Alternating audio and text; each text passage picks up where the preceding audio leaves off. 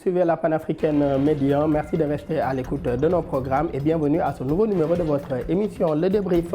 En Afrique, 5 pays sont champions de la libre circulation des Africains sur le continent. Il s'agit entre autres du Ghana, des Seychelles, du Bénin, de la Gambie et du Rwanda. Ces derniers accueillent les ressortissants de tous les pays d'Afrique sans exiger de visa, ce qui facilite la libre circulation des personnes et des biens, qui peut constituer un facteur clé pour promouvoir la paix entre pays africains. À quel défi fait face la libre circulation des personnes et des biens sur le continent africain? Comment faire de cette libre circulation un vecteur de paix et de sécurité entre États africains? Le développement en première partie d'émission.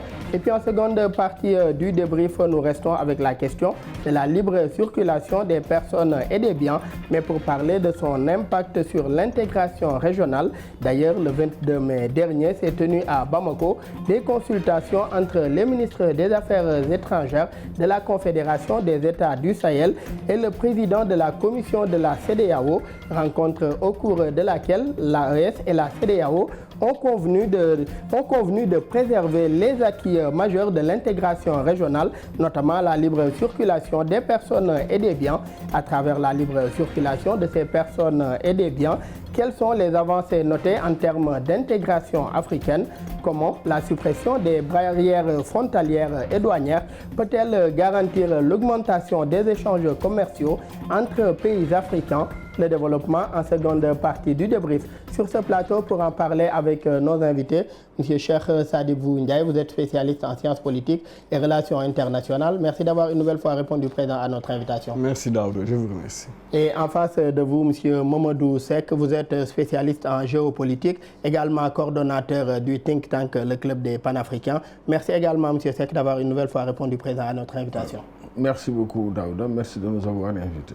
Et je reste d'ailleurs avec vous. Cette libre circulation des personnes et des biens désigne le droit pour des personnes et des produits de circuler sans entrave à l'intérieur d'un espace communautaire ou continental. Quelle lecture vous faites d'abord de l'évolution aujourd'hui de cette libre circulation sur le plan continental et plus particulièrement dans la région ouest africaine? En fait, cette question elle est doublement importante parce que généralement, les gens considèrent que c'est la paix et la stabilité qui sont les facteurs d'une libre circulation des biens et des personnes. Mais maintenant, puisque vous prenez avec ce thème-là cette question à rebours, ça veut dire que c'est la libre circulation des personnes et des biens qui devient un facteur de paix et de stabilité. L'évolution en Afrique, elle est importante. Elle est très importante. Moi, je considère même qu'elle est positive. Mais il faut peut-être, sans faire un rappel historique assez long, partir de la période précoloniale pour considérer que de toute façon, les espaces africains ont été toujours traversés par des échanges. On n'a jamais eu en Afrique des espaces fermés qui sont considérés un peu comme des no man's land, en tout cas par rapport à d'autres. On peut prendre l'exemple du commerce transsaharien. On a toujours eu des espaces ouverts entre les différents peuples africains. Avec la période coloniale, on a senti la mise en place de ce qu'on peut appeler des espaces territoires. Et ces espaces territoires-là ont donné également naissance, après la colonisation, aux États africains. Ces frontières... Avec les frontières qui sont issues de la balkanisation du continent. Oui, et avec notamment une règle de l'OUA qui précise l'intangibilité des frontières héritées de la colonisation. Ce qu'on peut dire, c'est que est-ce que ces frontières ont empêché... Parce que ces frontières, en principe, c'est des barrières. Des barrières. Est-ce qu'elles ont empêché la libre circulation des biens et des personnes? Est-ce qu'elles les ont favorisées? C'est ça une question qu'il faut se poser. Et de toute façon, à mon sens, ces frontières n'ont jamais empêché ce qu'on peut appeler les dynamiques internes. Les dynamiques qu'on a toujours eues en Afrique de circulation transfrontalière des biens et des personnes. Et selon vous, aujourd'hui, quels sont les défis auxquels fait face cette libre circulation des personnes et des biens? Vous avez abordé tout à l'heure la question des frontières, mais quels sont les défis auxquels aujourd'hui cette libre circulation fait face? Les défis les plus importants sont les défis, disons, réglementaires. Les défis réglementaires, parce que de toute façon, ces frontières, forcément, on est obligé d'avoir des tarifs douaniers. On est obligé également de tenir compte de ce qu'on appelle les barrières non tarifaires. les barrières de santé, les barrières environnementales. Mais on a également autre chose. Hein? On a l'insécurité notoire qu'on retrouve dans certaines régions frontalières en Afrique. L'insécurité, on a également la corruption. La corruption par rapport à certains checkpoints qu'on retrouve, qui sont de plus en plus nombreux au niveau des frontières. Et donc cela empêche, cela freine un peu la circulation des biens et des personnes sur le continent africain. Autant de blocages aujourd'hui à l'intégration régionale et nous y reviendrons plus globalement. Et cher Sadibou, il y a la CEDEAO qui a récemment également célébré ses 50 ans d'existence, 50 ans au cours desquels elle a adopté des accords et défini des politiques et programmes couvrant presque tous les domaines, en tout cas d'intégration. Que vous inspire le modèle ouest africain de libre circulation et quelle lecture également vous faites des avancées notées aujourd'hui dans cette région ouest africaine? Oui, tout d'abord par rapport à la libre circulation des personnes et des biens, je pense que c'est un défi majeur pour le continent africain, mais un défi qui mérite aussi d'être encadré. Parce que cette libre circulation des personnes et des biens a des effets positifs et des effets négatifs. Donc les effets positifs, comme vous en avez parlé avec la CEDEAO, la CEMAC, ainsi un peu partout dans le continent africain, où les pays se sont organisés en institutions sous-régionales pour essayer de relever ces genres de défis. Donc cela va permettre, comme l'a dit le doyen, à la libre circulation des personnes, mais aussi des biens. Donc vous savez, le marché est synonyme de paix et de sécurité. Mais aussi par rapport aux effets négatifs, je voulais soulever là-bas qu'il faut aussi le dire, il faut oser le dire. L'Afrique est confrontée à beaucoup de situations actuellement. Parce que l'Afrique de 1960 aux années 80 n'est pas l'Afrique d'aujourd'hui. Aujourd'hui, nous avons le terrorisme. Vous savez, les terroristes ils se déplacent un peu partout. Depuis les printemps arabes, vous avez vu ce qui se passe un peu sur le continent africain. C'est pourquoi je parle de réorganisation de cette libre circulation des personnes et des biens. Parce que les frontières sont poreuses. On voit des terroristes se déplacer un peu partout dans l'Iptako-Gourma, malgré que l'ARS tente de résorber à ce phénomène-là. Au niveau du Sénégal, au niveau de la Gambie, au niveau d'autres pays, nous avons des frontières souvent qu'on dit poreuses parce qu'il n'y a pas assez de sécurité.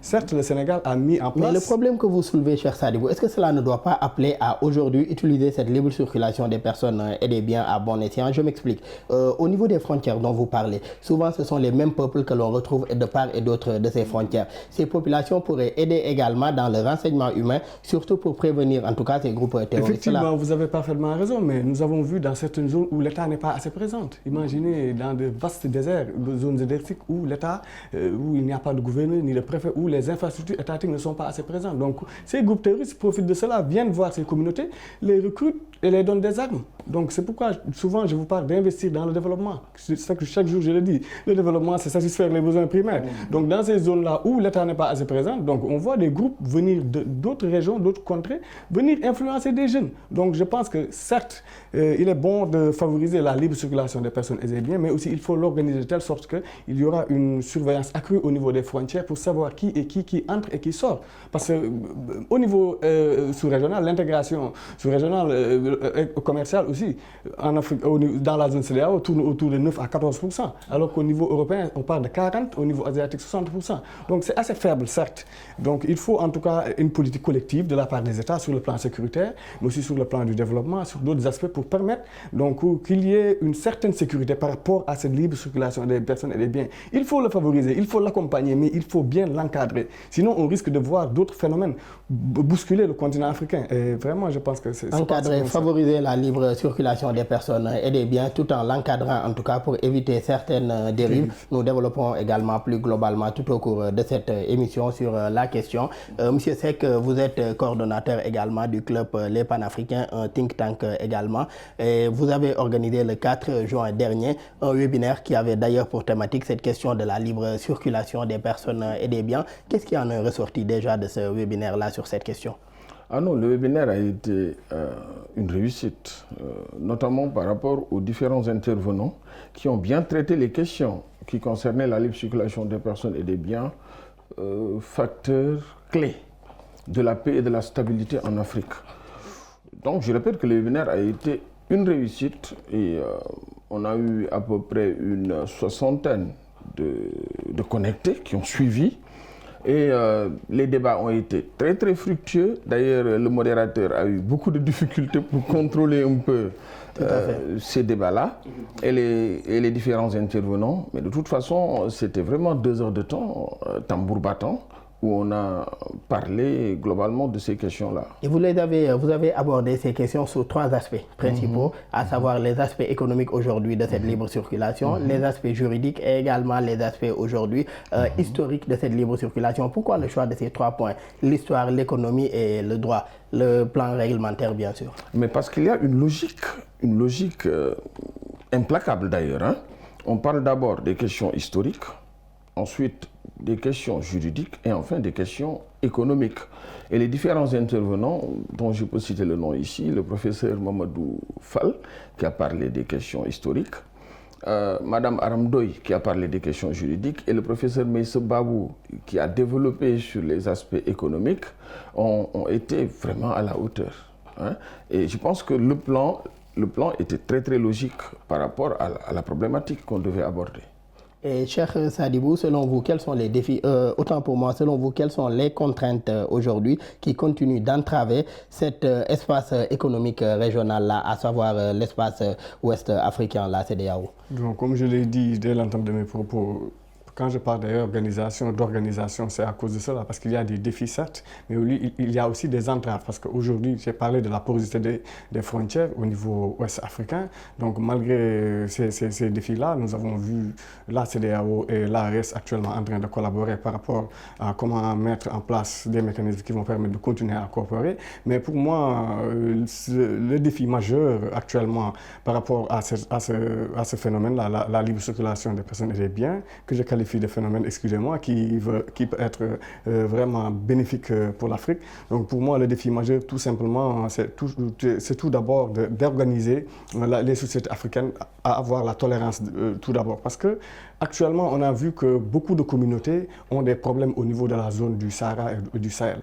Et ces problèmes communautaires-là ont amené des difficultés qui ont permis à ces groupes-là de pénétrer dans ces secteurs-là et d'amener le terrorisme et de détruire des villes et des villages, comme vous avez vu ce qui se passe actuellement un peu partout dans le Sahel. Et historiquement, ce sont des communautés qui ont toujours entretenu de bons rapports. Oui, heureusement, nous, ici au Sénégal, les communautés n'ont pas ce genre de problème-là. Nous avons un commun de vouloir vivre sénégalais, donc nous vivons ensemble malgré les différences et les divergences, mais dans d'autres secteurs, vous avez vu vraiment des problèmes communautaires. Donc pour moi, le défi majeur, c'est d'abord la tolérance, après la sécurité aussi, et vraiment investir aussi dans le développement. Parce que le défi majeur aujourd'hui de la zone ouest africaine, c'est qu'on ne peut pas continuer à voir des milliers de ressources sortir de nos sous-sols et que ces zones-là où sortent ces ressources vivent de pauvreté. Daouda, imaginez, l'année passée, 250 tonnes d'or est sorti de l'Afrique de l'Ouest. Est-ce que cet or-là sert d'une part à ces populations-là qui vivent dans ces zones-là? Donc imaginez, l'Afrique tire pratiquement 250 à 300 tonnes d'or chaque an, alors que l'Afrique succombe dans la pauvreté. Donc on est assis dans une mine d'or. Donc il est important d'investir dans le développement, mais aussi d'avoir des politiques sérieuses sur le plan sécuritaire, mais aussi sur le plan du développement, industrialisation. Et justement sur cette question des ressources, de plus en plus en tout cas, certains dirigeants africains aspirent à transformer aujourd'hui ces ressources extractives et autres ressources naturelles du continent sur le continent afin de les aider en tout cas à booster le développement grâce à l'exploitation de ces ressources naturelles-là. Et M. Seck, pour la question des frontières, vous aviez commencé tout à l'heure à développer dessus. Ces frontières-là, issues de la balkanisation, constituent-elles aujourd'hui un frein ou une entrave à cette libre circulation-là des personnes et des biens? En fait, si on analyse bien le phénomène de la circulation des personnes et des biens, les frontières ne peuvent pas être une barrière. Parce que de toute façon, si on met en place une réglementation adéquate, ces frontières seront franchies par les personnes et les biens. Mais je pense qu'il faut revenir un peu sur ce que Sadibou a développé tout à l'heure en parlant de dangers liés un peu au terrorisme. Vous savez, dans les pays africains, depuis très très longtemps, il y a eu toujours ces différents circuits, qu'ils soient économiques, qu'ils soient également démographiques, qui ont traversé les frontières, qui ont traversé les espaces. Et d'ailleurs, j'ai entendu le ministre malien des Affaires étrangères, dans une interview le 7 juin, Abdoulaye Diop, dire qu'ils sont actuellement dans une phase d'apaisement et de réalisme vis-à-vis de la CEDEAO. Donc on a l'impression que les choses se sont calmées, mais c'est parce que les peuples leur ont imposé ça. Les peuples ont imposé ces relations séculaires à ces différents États.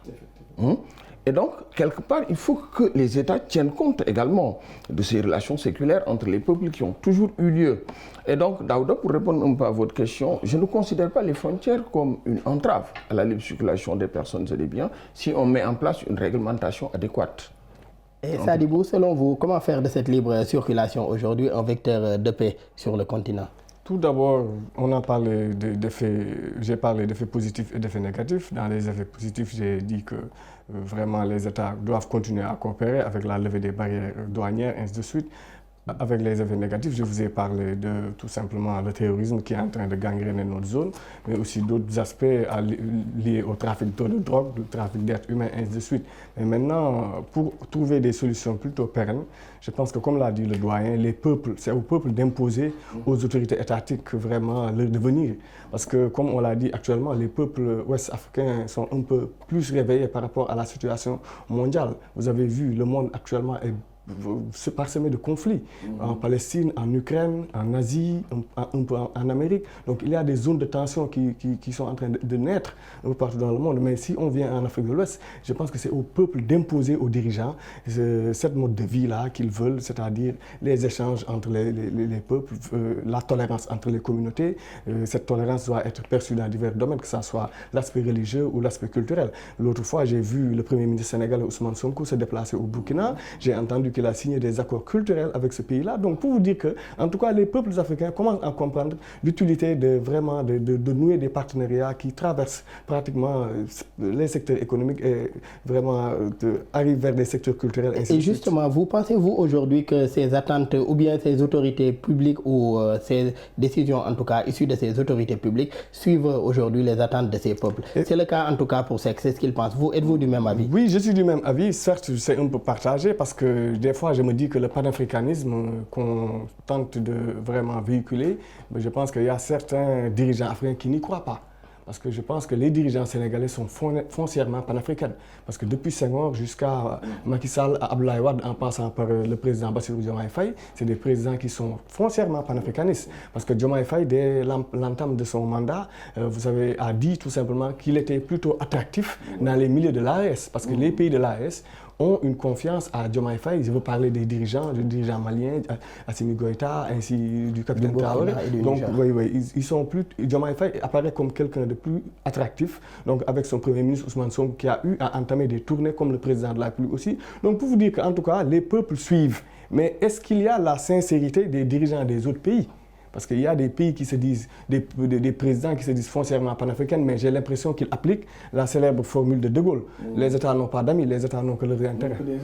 D'où l'intérêt, en tout cas, de davantage renforcer ces relations interafricaines pour au moins aller vers les attentes de ces peuples africains-là qui aspirent en tout cas à davantage être intégrés. Et vous, comment faire de cette intégration-là ou bien de cette libre circulation un facteur de paix? Mais on a constaté que le commerce frontalier informel, j'ai bien dit informel, est encore très vivace en Afrique. Ce commerce frontalier informel. Et cela continue à nouer des relations entre les différents peuples. On peut prendre l'exemple entre le Sénégal et la Gambie. On peut prendre beaucoup d'autres exemples à travers Sénégal le continent et le Mali africain, également. le Sénégal et le Mali, même le Maroc et la CEDEAO. Parce que ce n'est pas banal que le Maroc veuille bien adhérer à la CEDEAO. C'est parce qu'il y a eu des flux commerciaux ancestraux, ces flux commerciaux-là, qui sont séculaires entre les différents peuples. Et donc, je considère que le commerce, la libre circulation des biens, la libre circulation des personnes, est un facteur important pour la paix et la stabilité dans cette région, globalement sur le continent africain, parce que cela crée des rapports, cela noue des rapports, cela perpétue des rapports entre les différents peuples. Et des peuples qui se connaissent, en principe, ne se battent pas. Parce que c'est concrètement l'ignorance qui est à la base de tous les malentendus qu'on peut avoir entre les différents peuples. Ça, Et selon l'Union africaine, l'instauration d'une paix durable en Afrique passe par l'intégration des peuples à la démarche d'unité promue par l'organisation continentale. Quelles sont les opportunités offertes, à votre avis, par cette intégration poussée des peuples africains grâce à la libre circulation? Puisque dans vos différentes interventions, vous l'avez rappelé, il y a certes des blocages sur le plan réglementaire et institutionnel, mais les peuples n'ont jamais cessé d'être intégrés. Quelles sont les opportunités offertes aujourd'hui par cette intégration entre peuples africains et entre États africains? Mais en fait, c'est la formalisation de tout ce qui se passe de façon interne, de façon endogène entre nos différents peuples. Et cette formalisation doit pousser notamment les États à aller dans le sens des rapports mis en place par les peuples. Parce que de toute façon, je considère que les États travaillent normalement pour les peuples. Et donc, si les peuples sont en avance sur les États n'ont qu'à suivre ce que les peuples sont en train de faire.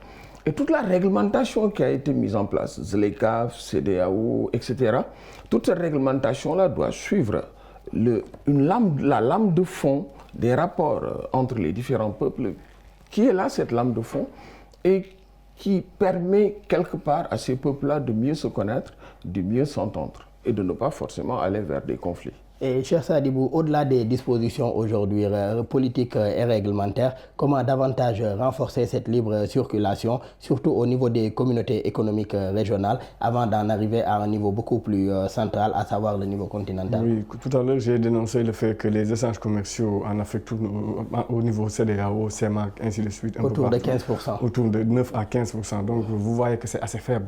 Donc, il faut que les États puissent tomber d'accord par rapport à ce qu'ils veulent. Moi, je me dis que, est-ce qu'il n'y a pas une politique de l'autruche par rapport à cette situation-là? Parce que les barrières tarifaires, jusqu'à présent, continuent de vraiment restreindre les commerçants et les peuples qui commercent entre ces États-là. Donc, je pense qu'il faut que les États puissent soit tomber d'accord par rapport à ce niveau de développement qu'on veut atteindre ensemble de manière collective, ou soit qu'on dise la réalité des faits. Parce que je ne veux pas comprendre qu'aujourd'hui, que le Sénégal, la Mauritanie, le Mali et la Guinée puissent avoir des problèmes par rapport à ces genres de choses-là. Imaginez le corridor Dakar-Bamako, le chemin de fer qui relie Dakar à Bamako. Donc actuellement, pratiquement, ça n'existe plus.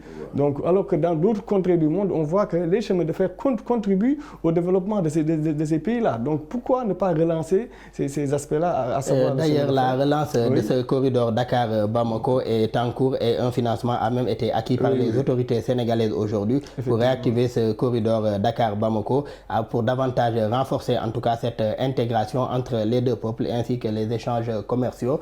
En seconde partie du débrief, il sera question de parler de libre circulation des personnes et des biens et son impact également sur l'intégration régionale, et c'est tout de suite.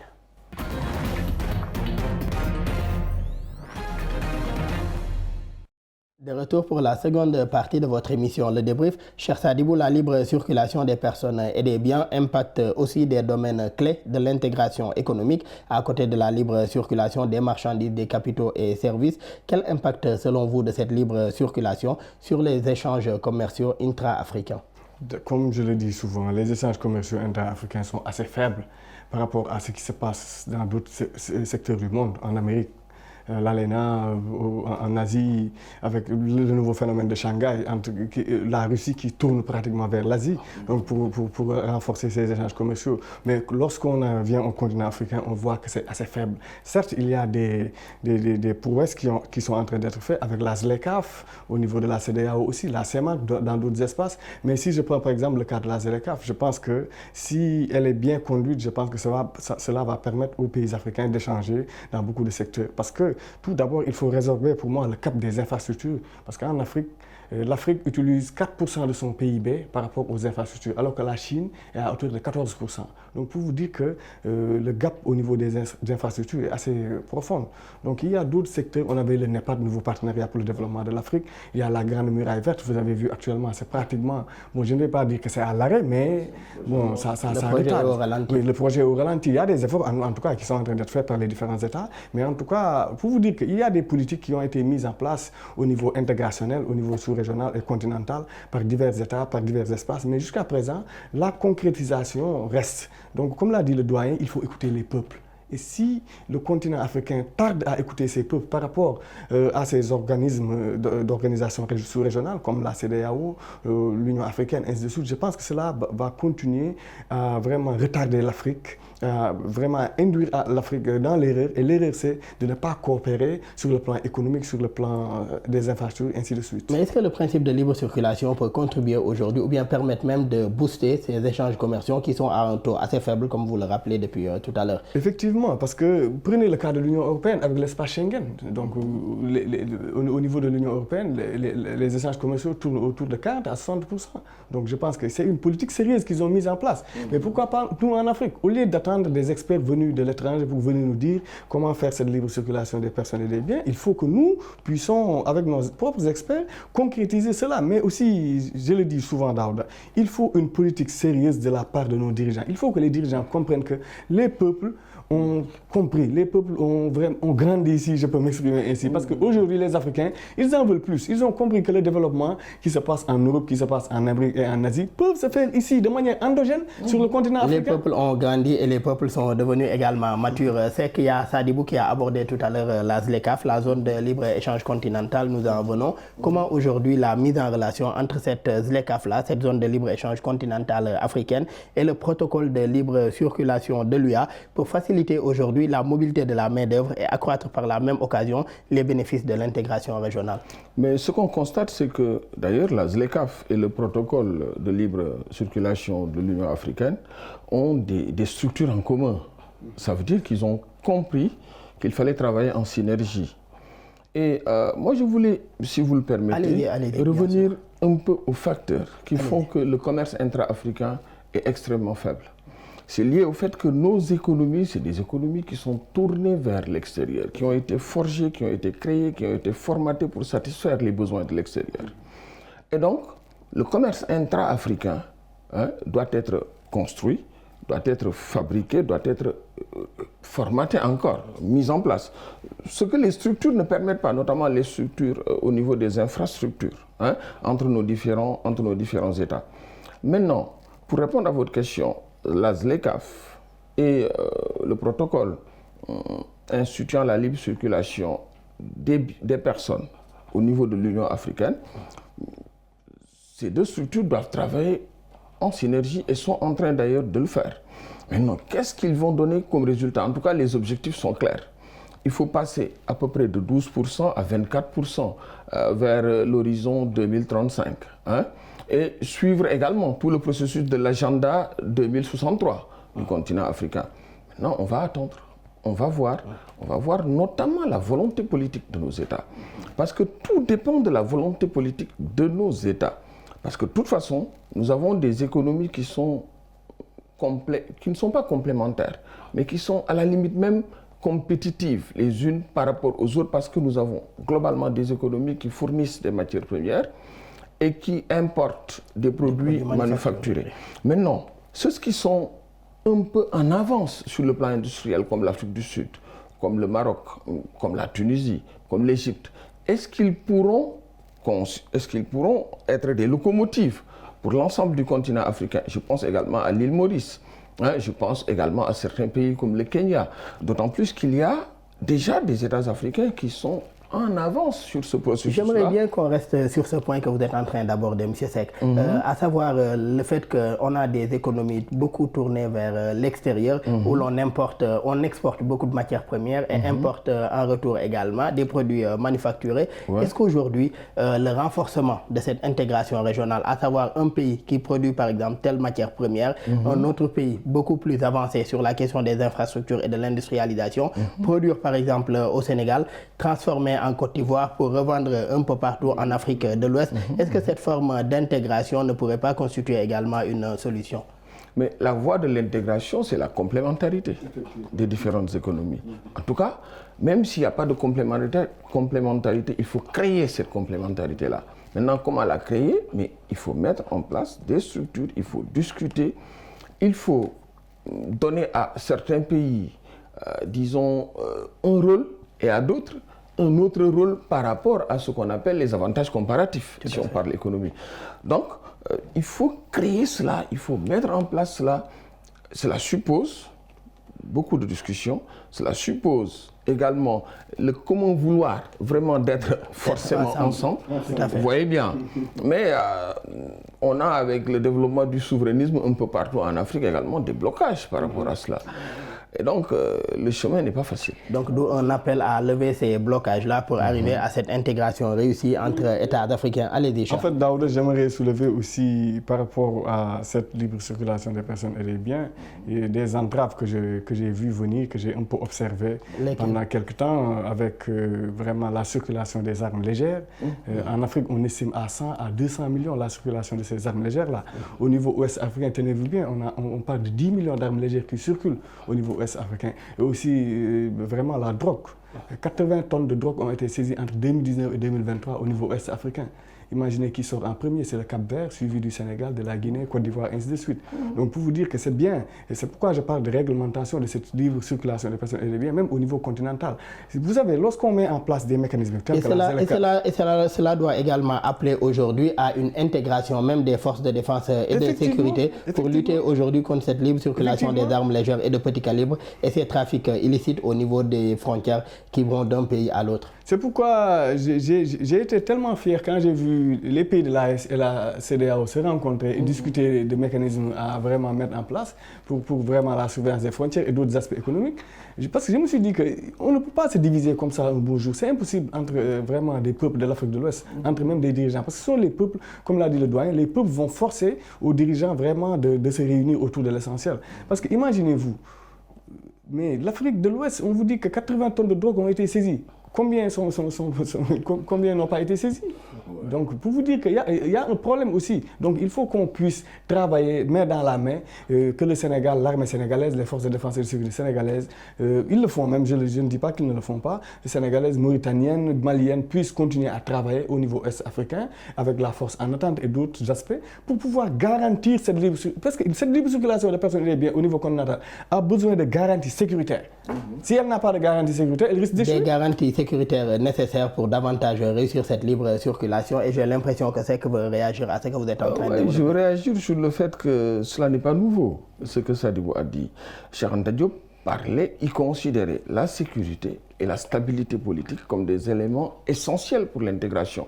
Parce que sans stabilité, sans sécurité, on ne peut pas parler d'intégration. Toutes les activités économiques doivent se faire quand même dans un environnement sécure, dans un environnement sain, dans un environnement où les personnes et les biens peuvent circuler librement. Et donc cet aspect est important, cet aspect est essentiel. Il faut forcément qu'on intègre également. Bien sûr, la CEDEAO l'a fait, mais il faut qu'on intègre également tous les aspects sécuritaires, tous les aspects de stabilité politique dans l'intégration africaine. Et cette liberté de circuler, elle est très souvent remise en cause par des pratiques telles que l'inapplication ou même la violation des textes par les États membres, ainsi que des pratiques anormales ou illicites aux frontières. Au tout début de vos développements, vous l'aviez rappelé. Comment de telles pratiques plombent-elles aujourd'hui cette intégration régionale et par la même occasion la libre circulation? Mais il y a deux aspects. Il y a le fait que les États eux-mêmes, quelquefois, bloquent les décisions qu'ils ont prises eux-mêmes. Ils prennent des décisions, mais ils n'arrivent pas à l'appliquer. Ou bien par rapport à une certaine situation ponctuelle, ils n'arrivent pas à appliquer des décisions structurelles qu'ils ont prises. Mais il y a également le fait que sur le terrain, et là, je rejoins un peu Sadibou, qui parle de zones de non-droit quelquefois, qui parle également de la corruption. En tout cas, ces États n'arrivent pas complètement à contrôler leur espace territorial. Et là aussi, ça pose d'énormes problèmes pour la libre circulation des personnes et des biens. Donc on a ces deux aspects-là, l'aspect formel et l'aspect informel qui est toujours là. On a ces deux aspects qui font que quelquefois c'est très difficile d'arriver à une libre circulation des personnes et des biens entre les pays africains. Deux aspects qui constituent également un blocage, comme vous l'avez rappelé. Cher Sadibou, les communautés économiques régionales africaines instaurées par le traité d'Abuja de 1994 ont été mises sur pied dans l'optique d'une intégration commerciale qui se voulait dans un premier temps régionale et éventuellement devenir continentale par la suite à travers l'Union africaine. Mais est-ce que le fait aujourd'hui d'avoir calqué notre intégration régionale africaine sur le modèle de la communauté économique européenne, devenue l'Union européenne, n'a pas en partie faussé la démarche, puisque nous nous sommes d'abord référés à la communauté économique européenne, devenue Union européenne, pour calquer le modèle et le reproduire sous nos cieux. Effectivement, nous avons calqué le modèle européen, mais le modèle européen aussi nous a été imposé pendant la colonisation, post-indépendance, ainsi de suite. Parce que nos États, comme l'a dit le doyen, il a parfaitement raison. Nous avons calqué nos modèles économiques par rapport à ce qui s'est passé en Europe, en France, en Belgique ou dans d'autres pays.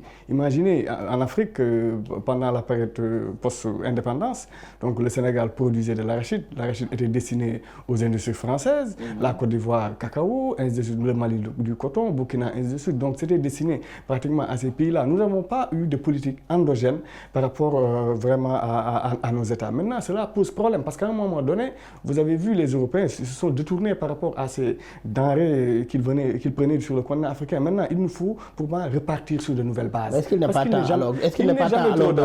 temps alors de corriger cela? Oui, on peut corriger. Quand on parle de correction, donc tout n'est pas faux, tout n'est pas mauvais. Donc il faut corriger et s'adapter petit à petit. On dit l'oiseau fait son nid. Je pense que si les Africains décident de manière concrète à mettre en place des politiques sérieuses par rapport au développement de l'Afrique, par rapport à ces échanges commerciaux entre États africains, je pense que le développement sera africain, le futur sera africain. Selon vous, quelle politique mettre en place pour corriger ce que vous avez rappelé tout à l'heure? C'est-à-dire, durant la période post-indépendance, les cultures qui étaient faites sous nos cieux, c'était plus des cultures destinées aux industries françaises. Vu qu'aujourd'hui, les réalités ont changé en tout cas, selon vous, quelle politique mettre en place pour aujourd'hui corriger cette situation? Moi, tout d'abord, ce que je considère comme primordial, c'est l'humain. L'homo sénégalensis, l'homme africain. Parce qu'on parlait de charte Mandé, la charte du Koukan-Fouga. Donc on sait tous que la première civilisation dans le monde vient de l'Afrique. Donc nous, en Afrique de l'Ouest, nous avons notre modèle de développement tiré de la charte du Mandé, si je peux m'exprimer ainsi. Donc il faut tout simplement retourner vers ces genres de réalités. Et retourner vers ces réalités ne veut pas dire continuer à être dans la modernité. Parce qu'on ne peut pas faire pieds nus et marcher dans la rue. Donc ça, ces époques-là sont dépassées. Mais il faut qu'on puisse repartir de nouvelles bases. Imaginez en Chine, Mao, lorsqu'il a fait la révolution en 1949, il a pris le pouvoir. Mais avant, il y avait la présence britannique et française. Mais il y avait un modèle économique imposé lors des guerres de l'opium par les Européens, par les Occidentaux. Mais Mao a fait table rase de tout cela pour repartir sur les bases de la réalité chinoise. Donc en Afrique, nous avons nos propres réalités. Et il faut repartir de ces réalités-là pour fonder quelque chose de nouveau, quelque chose qui va inspirer les futures générations. Il y a des pays africains qui sont foncièrement tournés vers cela. Je veux parler du Rwanda. Le Rwanda, bon, sur le plan politique, on peut critiquer, mais en tout cas, sur le plan du développement et de la libre circulation des personnes et des biens, le Rwanda est en train de faire des prouesses. Quoi qu'on puisse dire, le Sahel, on nous dit des élections ne sont pas organisées, voilà, c'est des dictateurs tel, mais il y a cette volonté, en tout cas, des peuples du Sahel que j'écoute, moi, que j'entends et je communique souvent, cette volonté d'être reconnus tels qu'ils sont. On appelle à miser, en tout cas, sur les réalités africaines aujourd'hui pour changer de paradigme et de modèle de développement, surtout sur le continent africain. Et M. Seck, à travers la libre circulation des personnes et des biens, quelles sont les avancées, en tout cas, que vous avez notées en termes d'intégration africaine? Non, mais il y a des avancées notables, hein? Mais ces avancées, c'est encore au niveau des textes, au niveau de la formalisation, parce que notamment la ZLECAf qui est entrée en vigueur le 1er janvier 2021, si ma mémoire est bonne.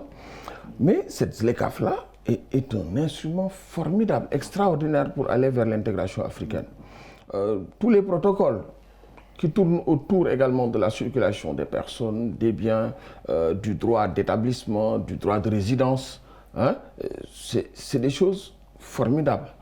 Mais je reviens juste sur une chose. Il ne faut surtout pas considérer que l'Afrique peut se développer avec des idées venues d'ailleurs.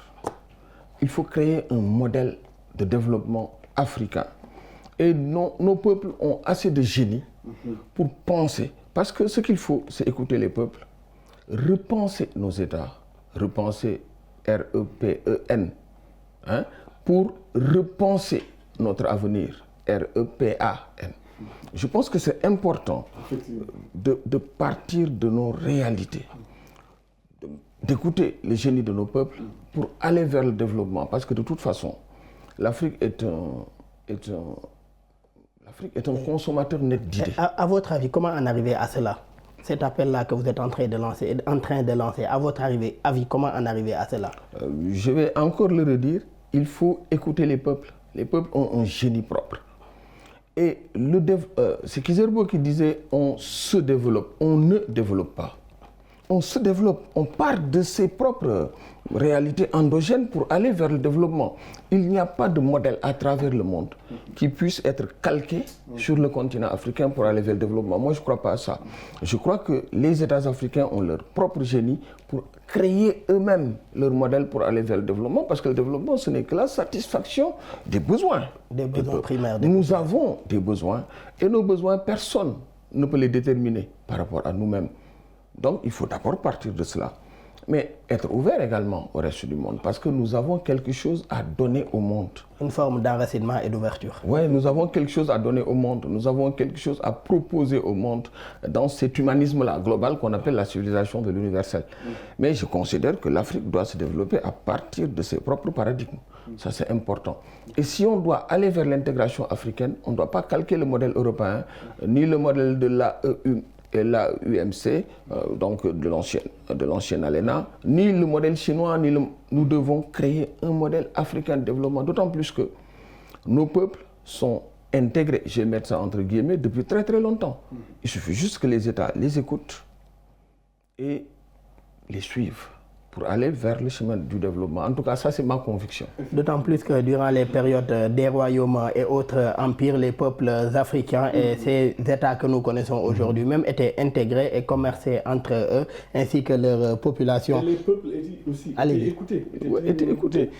Imaginez dans l'empire du Mali, donc les Mansa Moussa, ils organisaient des réunions avec le peuple. Il y avait la présence du griot qui jouait un rôle très important, qui était le détenteur de l'histoire. Donc dans cette période médiévale, donc les dirigeants africains écoutaient leur peuple. Mais actuellement, est-ce que c'est ce qui est effectif actuellement? Est-ce que les dirigeants africains connaissent réellement ce que pensent les peuples par rapport à ce qui se passe? Écoutez les peuples pour mieux répondre à leurs besoins. Et cher Sadibou, comment la suppression des barrières frontalières et douanières peut-elle garantir également l'augmentation des échanges commerciaux entre pays africains? Oui, déjà, comme je l'ai dit tantôt, l'ASLECAF, c'est un moyen qui peut permettre vraiment de renforcer ces échanges commerciaux-là. Donc, ces barrières tarifaires, ces barrières douanières-là, je pense que méritent d'être revues par la plupart de nos États, même s'il y a des accords qui nous disent que bon, ces barrières tarifaires ont été réduites de telle part ou telle d'autre. Mais jusqu'à présent, on voit que leur effectivité tarde, parce que le taux d'échange est tellement faible et vraiment, il y a des tracasseries dans des pays, dans divers pays. Par exemple, le cas du Sénégal. Chaque jour, vous voyez des problèmes en Gambie ou en Mauritanie ou en Guinée. Donc, c'est des choses, je pense, qu'il faut dépasser. Parce qu'il faut continuer à commercer et continuer à échanger. Parce que, comme l'a dit le doyen, les peuples ont besoin de cela. Les peuples ont compris. C'est au peuple maintenant d'être écoutés par les dirigeants. Parce que sinon, nous risquons tout simplement de voir vraiment des problèmes socio-économiques, mais aussi des problèmes culturels, continuer à naître dans divers secteurs. Au niveau de cet espace du Sahel, là, vous avez vu des peuples être divisés. Mais maintenant, Abdoulaye Diop l'a dit, comme l'a si bien répété le doyen, il faut passer à la pacification de ces peuples, de ces communautés-là, pour permettre tout simplement à l'effectivité de ces échanges douaniers, de la levée de ces échanges douaniers, ainsi de suite. Donc si on passe à cela, cela va permettre tout simplement au peuple de continuer à commercer, et qui part de commerce, part de paix. Et justement, par rapport à cette pacification, quelle lecture faites-vous de ce rapprochement, en tout cas noté, ou cet engagement mutuel de l'AES, la Confédération des États du Sahel et de la CEDEAO à travailler davantage aujourd'hui pour consolider les acquis en termes d'intégration? Vous savez, Daoud, par rapport à cette communion que vient de faire l'AES et la CEDEAO, moi j'aimerais féliciter deux hommes. Le président Diomaye Faye et aussi le président malien, Assimi Goïta, parce qu'ils ont été à la base de cela. On va nous dire, oui, bon, ce n'est pas les mêmes réalités, donc il y a d'autres politiciens tapis dans l'ombre qui sont là à nous dire, oui, un président élu ne doit pas rendre visite à un dictateur. Moi, je ne suis pas dans cela. Moi, ce que je vois, c'est que les Africains, les peuples africains puissent continuer à se réunir autour de leurs dirigeants. Le président malien considère que le président sénégalais, c'est quelqu'un d'attractif. Donc pourquoi pas essayer de manière officieuse de renforcer les liens entre les pays de l'AES et de la CEDEAO. C'est ce qu'ils ont fait et ils l'ont réussi. Peut-être, officiellement, on ne l'a pas dit, Mais il faut savoir que le président malien et le président sénégalais ont joué un grand rôle par rapport à ces rencontres-là. Mais aussi le ministre des Affaires étrangères malien, Abdoulaye Diop. C'est un homme de consensus. C'est quelqu'un qui, tout le temps, cherche à ramifier les liens. Que ça soit en Afrique de l'Ouest, même dans d'autres contrées du monde, Abdoulaye Diop, il est en train de jouer un rôle essentiel par rapport à la diplomatie africaine. Donc je pense qu'il faut le féliciter et le renforcer par rapport à cela. Pour moi, ce qui compte, Daouda, dictateur ou pas, l'essentiel, c'est que les peuples se réunissent autour de l'essentiel. D'où un appel en tout cas intéressant à ce que les peuples se mettent ensemble pour davantage travailler pour ce renforcement de l'intégration-là. Et Mamadou Seck, est-ce que plus de soutien des pouvoirs publics et leur engagement ferme pourrait permettre en tout cas de transformer leur discours en actes, surtout dans le cadre de l'intégration régionale sur le continent? Daouda, moi je ne crois pas au discours, je crois plutôt aux actes. Effectivement. Raison de plus, d'où mon appel, d'où ma question plutôt, à savoir, est-ce qu'aujourd'hui un engagement ferme pour traduire les discours en actes ne pourrait pas constituer une solution aujourd'hui pour arriver à cette intégration réussie?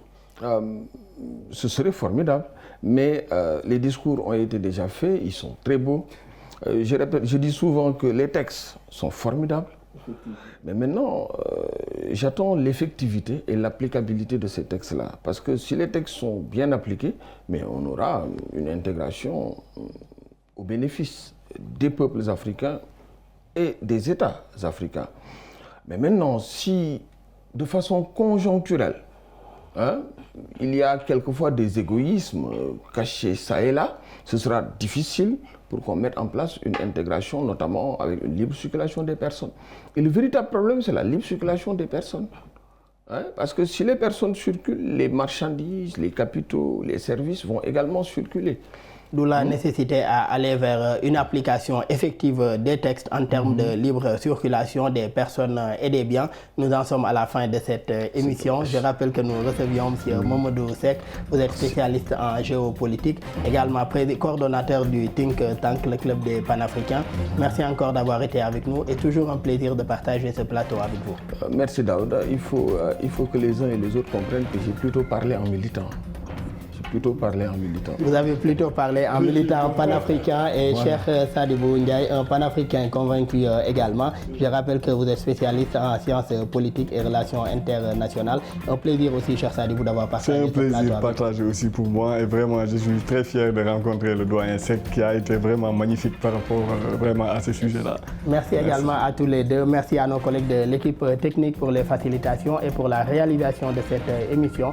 Merci à vous tous qui nous suivez et très bonne suite de programme sur nos antennes.